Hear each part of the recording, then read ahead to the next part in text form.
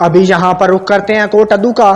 देहरादून पनाह पुलिस का social crime के खिलाफ कार्रवाई का आगाज।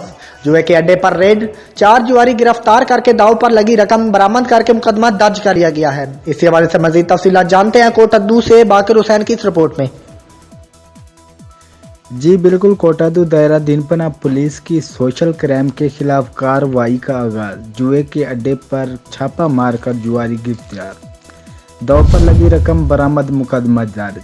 तफसीलात के मुताबिक देहरादून पनाह गुज़श्ता माह तैनात होने वाले SHO देहरादून पनाह असमत अब्बास की इलाके में जराइम पेशा दुश्मन अनासर के खिलाफ भरपूर कार्रवाइयों का सिलसिला जारी। SHO ने अपनी टीम के हमरा कार्रवाई करते हुए जुए के अड्डे पर छापा मारकर 4 जुआरी सादिक, इजाज, मुस्तकीम और सईद को रंगे हाथों गिरफ्तार कर लिया।